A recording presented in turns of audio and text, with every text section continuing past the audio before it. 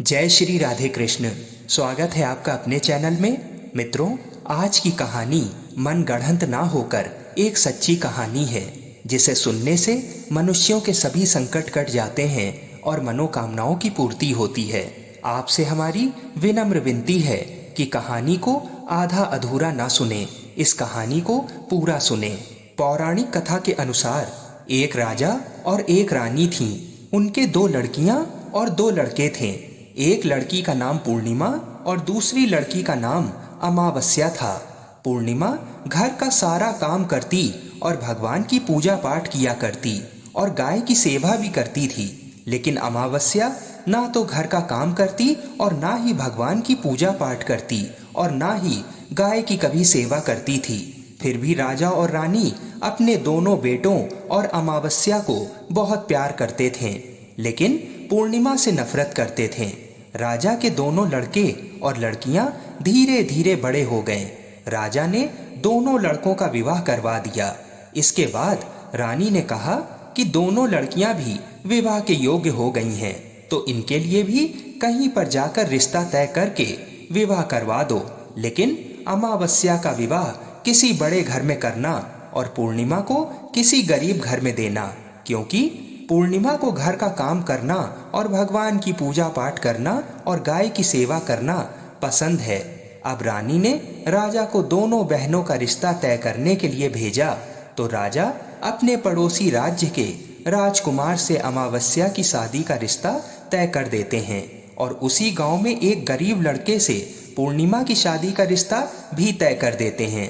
राजा अपनी रानी को दोनों बहनों की शादी के रिश्ते के बारे में बताते हैं, तो रानी अब सोचती है कि पूर्णिमा की भगवान कैसे मदद करते हैं, क्योंकि ये पूजा पाठ बहुत करती है और गाय की सेवा भी करती है। लेकिन पूर्णिमा के भाई और भौजाई पूर्णिमा से बहुत प्यार करते थे, क्योंकि पूर्णिमा उनका घर के काम में हाथ बटाती थी और अमावस्या उन पर अपना रोब जमाती थी। राजा इसके कुछ दिनों बाद ही उनका विवाह करवा देते हैं और जब राजा और रानी उन दोनों लड़कियों को विदाई देते हैं, तब अमावस्या को विदाई के समय बहुत सारी धन दौलत भी देते हैं और पूर्णिमा को कुछ भी नहीं देते हैं।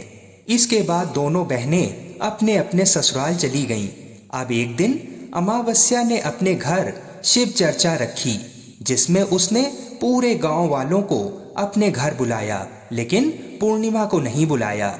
जब गांव की औरतें अमावस्या के यहाँ जा रही थीं, तब पूर्णिमा अपने दरवाजे के बाहर बैठी हुई थी। तो उन औरतों ने पूर्णिमा से कहा कि तुम्हारी बहन के यहाँ तो शिव चर्चा है, तुम नहीं चलोगी?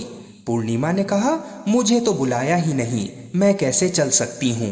औरतों ने कहा, बुलाया नहीं तो क्या हुआ, वहाँ तो भगवान की शिव चर्चा है, तुम चलो हमारे साथ। उन औरतों की बात मानकर पूर्णिमा उनके साथ चली जाती है। जब अमावस्या की नज़र पूर्णिमा पर पड़ती है, तो अमावस्या ने गुस्से में आकर पूर्णिमा से कहा कि तू यहाँ कैसे चली आई, तुम्हें तो मैंने बुलाया ही नहीं। खैर कोई बात नहीं, तुम आ ही गई हो तो चुपचाप बैठे रहना और इधर उधर मत घूमना। इस तरह से अमावस्या ने पूर्णिमा की गरीबी का मजाक उड़ाया। अमावस्या की ये बातें सुनकर पूर्णिमा की आंखों से आंसुओं की धारा बहने लगी और भगवान शिव से हाथ जोड़कर पूर्णिमा मनी मन विनती करने लगी कि हे भगवान, क्या पूजा पाठ करना, घर का काम करना और गाय की सेवा करना गलत है? आखिर मेरा कसूर क्या है? आप कब कृपा करेंगे मुझ पर?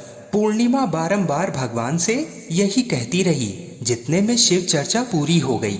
अब अमावस्या भगवान का प्रसाद बांटने लगी, तो उसने सबको भगवान का प्रसाद दिया, लेकिन पूर्णिमा को भगवान का प्रसाद नहीं दिया। पूर्णिमा बिना प्रसाद के ही घर लौटने लगी, तो रास्ते में उसने सोचा कि बच्चे प्रसाद मांगेंगे तो मैं उन्हें क्या कहूँगी। उसने सोचा कि मैं अपने मायके, अपने भाई और भौजाई के यहाँ जाऊंगी और वहाँ से बच्चों के लिए कुछ लेकर आऊंगी। ऐसा सोचते हुए वह अपने घर पर आ गई और उसने अपने पति और बच्चों से कहा कि मैं अपने मायके जा रही हूँ। उन्होंने कहा ठीक है, और पूर्णिमा मायके के लिए रवाना हो गई। चलते चलते एक चबूतरा आया, जिस पर तुलसी जी का पौधा लगा हुआ था और उस चबूतरे पर एक बूढ़ी औरत बैठी हुई थी। वह कोई और नहीं, साक्षात तुलसी माता थीं। उस बूढ़ी औरत ने पूर्णिमा से कहा, बेटी तुम कौन हो और कहाँ जा रही हो? तो पूर्णिमा ने अपना परिचय दिया। तो उस बूढ़ी औरत ने पूर्णिमा से कहा, ये तुलसी का पौधा सूख रहा है, इसमें थोड़ा पानी डाल दो और इस चबूतरे की साफ सफाई कर दो, जिससे मुझे थोड़ी ठंडक मिलेगी।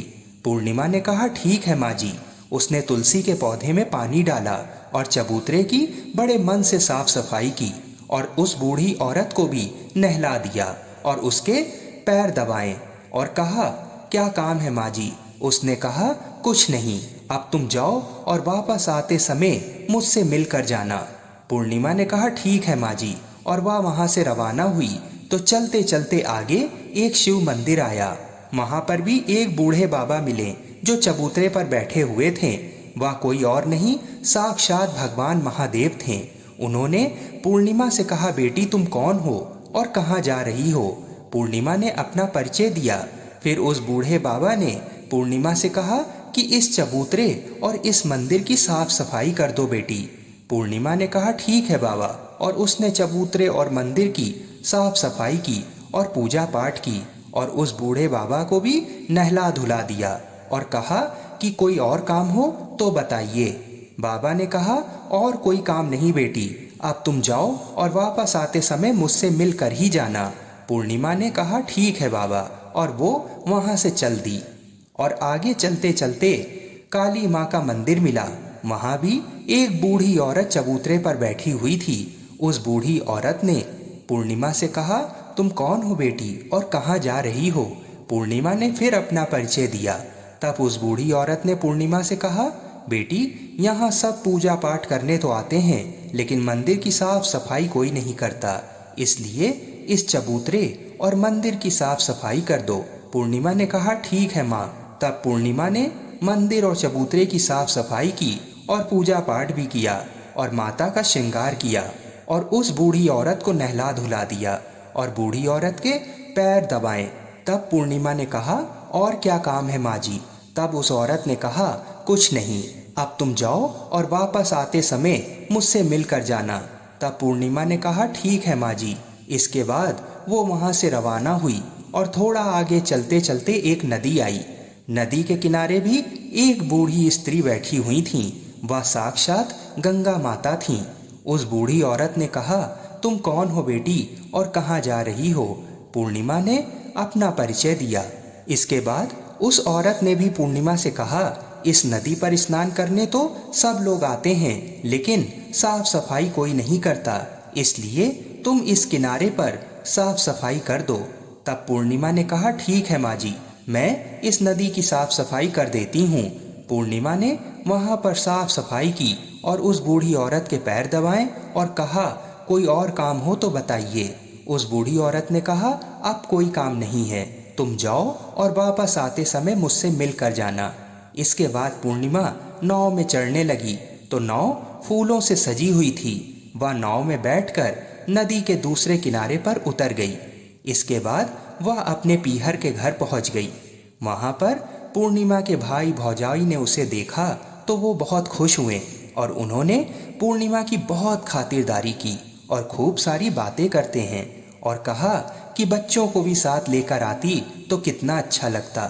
इसके बाद सब खाना खाकर सो जाते हैं और सुबह जब पूर्णिमा ने अपने ससुराल जाने के लिए कहा तो भाभीियों ने उसे एक लाल साड़ी दी और एक थैले में बच्चों के लिए कपड़े और खाने पीने की ढेर सारी चीज़ें दी और कहा कि तुम बहुत दिनों के बाद आती हो और जल्दी जल्दी आया करो।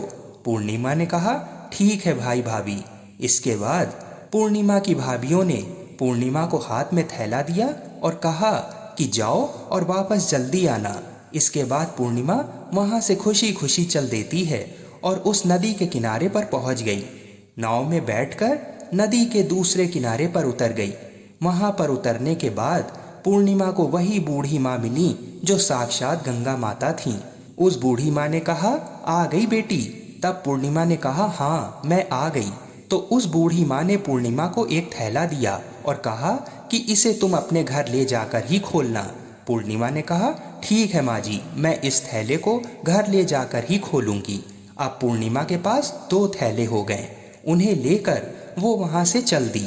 पूर्णिमा अब आगे चली तो वहीं काली माता का मंदिर आया और वहां भी काली माँ बूढ़ी माँ के रूप में बैठी हुई थीं। उसने कहा, आ गई बेटी? पूर्णिमा ने कहा, हाँ माँ जी, मैं आ गई। तो काली माँ ने भी उसे एक थैला दिया और कहा कि इसे घर ले जाकर ही खोलना। पूर्णिमा ने कहा, ठीक है माँ जी, मैं इस थैले को घर ले जाकर ही खोलूंगी। अब पूर्णिमा के पास 3 थैले हो गए थे। पूर्णिमा ने तीनों थैले अपने हाथ में लिए और वहां से चल दी। आगे चली तो आगे वही भगवान शिव का मंदिर आया। वहां पर भगवान शिव बूढ़े बाबा के रूप में बैठे हुए थे। तो उन्होंने कहा, बेटी तुम आ गई, मैं कब से तुम्हारी प्रतीक्षा कर रहा था। पूर्णिमा ने कहा, हाँ बाबा, मैं आ गई। तो उस बूढ़े बाबा ने भी पूर्णिमा को एक थैला दिया और कहा कि इसे अपने घर ले जाकर ही खोलना। पूर्णिमा ने कहा, ठीक है बाबा। अब पूर्णिमा के पास 4 थैले हो गए थे। अब भला वो अकेली 4 थैलों को कैसे ले सकती थी। इसलिए उसने पुरानी साड़ी निकाली और उन चारों थैलों को साड़ी में इकट्ठा बांध लिया। और अब पूर्णिमा वहां से चल दी और थोड़ा आगे चली तो वही तुलसी माँ बूढ़ी औरत के रूप में बैठी हुई मिली। उसने भी पूर्णिमा से कहा कि बेटी आ गई। तो पूर्णिमा ने कहा, हाँ माँ जी, मैं आ गई। तुलसी माँ ने भी पूर्णिमा को एक थैला दिया और कहा कि इसे तुम अपने घर ले जाकर ही खोलना। पूर्णिमा ने कहा, ठीक है। अब पूर्णिमा के पास 5 थैले हो गए थे। पूर्णिमा वहां से भी खुशी खुशी चल दी और सीधे अपने घर आ गई। पूर्णिमा ने थैलों को नीचे रखा और सबसे पहले अपने मायके का थैला खोलकर देखने लगी। तो उसमें बच्चों के लिए अच्छे अच्छे कपड़े और खाने पीने के सामान थे और कुछ गहने थे। पूर्णिमा ने अपने बच्चों को वो नए नए कपड़े दिए और खाने पीने की चीज़ें भी दीं। तो बच्चे बहुत खुश हुए। अब पूर्णिमा ने दूसरा थैला खोला जो उसे गंगा मैया ने दिया था। उसमें सोना और चांदी भरा हुआ था। अब पूर्णिमा ने तीसरा थैला बड़ी उत्सुकता से खोला जो उसे काली माता ने दिया था। उसमें 16 श्रृंगार का सामान भरा हुआ था। फिर पूर्णिमा ने जल्दी से चौथा थैला भी खोला जो भगवान शिव ने दिया था। उसमें ढेर सारी धन संपत्ति और वो सारी खुशियां भरी हुई थीं। अब पूर्णिमा ने 5वां थैला खोला जो उसे तुलसी माता ने दिया था। उसमें चावल, दाल और 7 प्रकार का धान भरा हुआ था। अब पूर्णिमा के घर में किसी भी चीज की कमी नहीं थी और उसका घर धन धान्य से परिपूर्ण हो गया था। अब पूर्णिमा और उसका परिवार खुशी खुशी रहने लगे।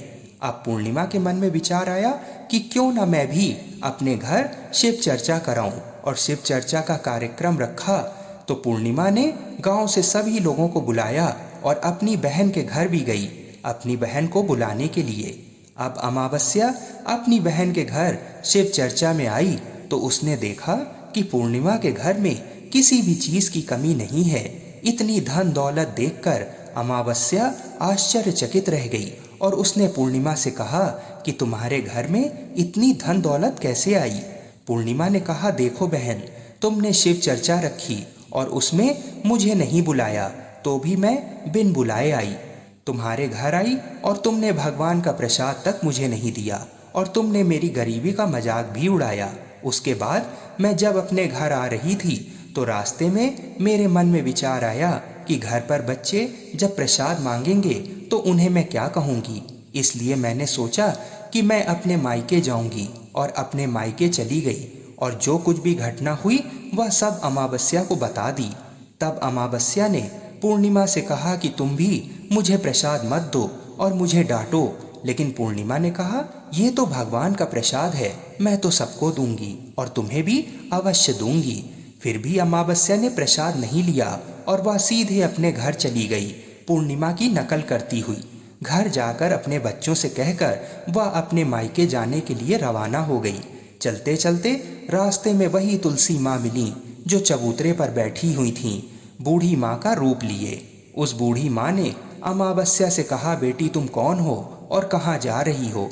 ये तुलसी का पौधा सूख रहा है, इसमें थोड़ा सा पानी डाल दो और इस चबूतरे की साफ सफाई कर दो। इस पर अमावस्या ने कहा, ए बुढ़िया, तुझे दिखाई नहीं देता मैंने कितनी महंगी साड़ी पहन रखी है ये गंदी हो जाएगी। ऐसा कहकर वह आगे चली गई। तब उसे भगवान शिव वृद्ध रूप में मिले। उन्होंने भी कहा कि बेटी तुम कौन हो, और मंदिर की सफाई के लिए कहा। अमावस्या उनको भी डांटती हुई आगे बढ़ गई। उसके बाद गंगा मैया मिली तो उसने गंगा माता से भी भला बुरा कहा। इसके बाद वह नाव में बैठने लगी तो नाव में फूलों की जगह कांटे थे तो उसके पैरों में चुभ गए और वह दूसरे किनारे पर उतरकर अपने मायके चली गई। जब वहां उसकी भौजाइयों ने देखा तो वे आपस में धीरे से बोली, काम की ना काज की, 2.5 सेर अनाज की। ये भला यहाँ कहाँ से आ गई? अब आ ही गई है तो ठीक है। पूर्णिमा तो अपने काम में हाथ बटाती थी, ये कोई काम तो करेगी नहीं। अब उन्होंने खाना बनाया और खाकर सो गए। अमावस्या सुबह उठी और अपनी भौजाइयों से कहा कि मैं अपने ससुराल जा रही हूँ। तो उन्होंने कहा ठीक है जाओ। अमावस्या बोली, पूर्णिमा को तो तुमने एक थैला दिया था और मुझे कुछ नहीं। भौजाइयों ने कहा कि तुम घर जाओ, थैला तुम्हारे घर पहुँच जाएगा। फिर वह वहाँ से रवाना हुई और नदी के किनारे आकर नाव में बैठकर दूसरे किनारे पहुँच गई। वहाँ गंगा मैया बूढ़ी माँ का रूप धारण कर कर बैठी हुई थीं। बूढ़ी माँ ने कहा, आ गई हो बेटी? तो उसने कहा, हाँ आ गई। अमावस्या ने कहा, तुमने पूर्णिमा को एक थैला दिया था और मुझे नहीं दोगी क्या? बूढ़ी माँ ने कहा कि तुम अपने घर जाओ, थैला तुम्हारे घर पहुँच जाएगा।